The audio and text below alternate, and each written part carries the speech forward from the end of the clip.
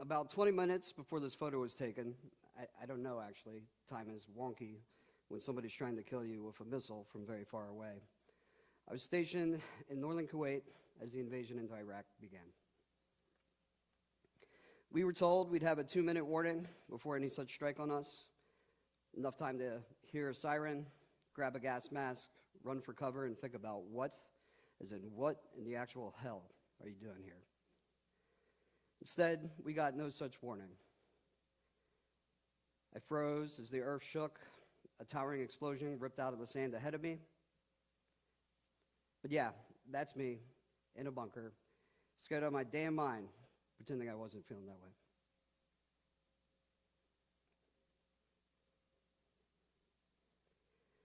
way. When I came home from my second tour, my mind was a very fractured space.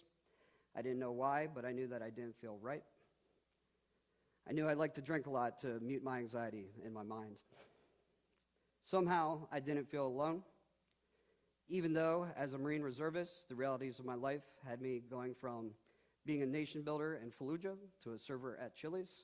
The restaurant space is a place for lots of broken people. I just thought it was a normal part of my 20s because I didn't get any education about post-traumatic stress disorder or mental health from the Marines. Those first few months back, a friend over there died. I remembered the last time I saw him. I traced my finger on his newly penned private first class chevron because I was proud of him. I saw his mom at his funeral. I looked into her eyes and saw a vacancy that has never left me. There's no glory in a meaningless death. More friends kept dying. Those days, I was failing at everything. I was in a constant state of hungover, drunk, or sleeping. I even failed at suicide. One night, I loaded up my rifle, set it on the ground, pointed it at my head, and stared.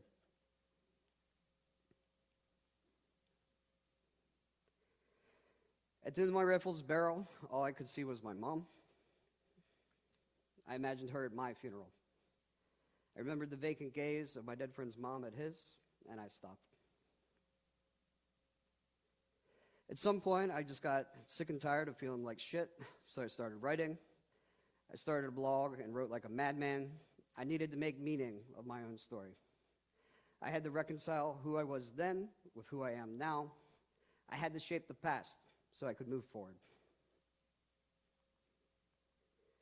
At graduate school for creative writing, I met a retired soldier who had the idea to take what we were learning and give it back as a service to others. Help others own their story because either you control your story or your story controls you. Our work with the Veterans Writing Project has taken us everywhere, including teaching writing as part of an expressive arts therapy program to thousands of wounded warriors. A Navy SEAL once told me, "Now that I have writing in my life, I don't want to put a bullet in my brain anymore." I feel you, friend. I've told my story about contemplating suicide, the despair of going from Fallujah to food server, the gut-suck loss of losing friends and people I recruited at war. I used to not even be able to tell those stories out loud. But now every time I speak them, I feel something toxic slowly losing power. I can't unweave myself from who I am, but when I think about those stories now, I remember a life of somebody I just used to know really well. When I reflect on my time in the Marines, I'm filled with a mixture of shame, embarrassment, and pride. Shame for my role in volunteering to be a part of a war that did not make America or the world safer. Embarrassment to be a living figurehead of the consequences of a war that on the human level have been devastatingly brutal. And pride, because I do believe that those of us who are over there did our best for freedom for Iraqis.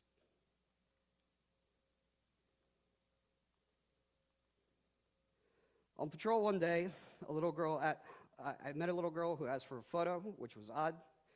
It was 2004, and all I had was a disposable camera. Still, we stood next to each other and smiled. There's an energy between people that can transcend culture, time, and language. I think we both felt it in that moment. When President Trump signed his Muslim ban, I went online with this photo. In many ways, we had gone to Iraq's home unwanted, kicked down the door, burned down the kitchen, then went back onto the other side, ours, and now because of the ban, we were saying, good luck, buddy. You're on your own. The photo went viral. No longer welcome in my country, so why was I sent to hers? Some people commented that it would have been better if I came home in a body bag. Others mocked me for having served at all. Many felt it was an important photo and sentiment to share. Maybe that little Iraqi girl is a grown woman now who's thriving. I hope she's somewhere safe and warm, where she can simply exist as her authentic self. I can't undo a war or my part in it, but by telling my story and helping others tell theirs, together we can shape a purpose. By collecting the stories of penitent and faultful veterans, alongside the narratives of those whose country we came to wrongfully with egregious judgment, maybe we can shape a resolution. Anybody who's been afraid and failed, and I'm pretty sure that's all of us, whether we've been to war or not, can use narrative meaning making for restoration or redemption. Maybe, in doing so, we will no longer create enemies or wars, just peace. Thank you.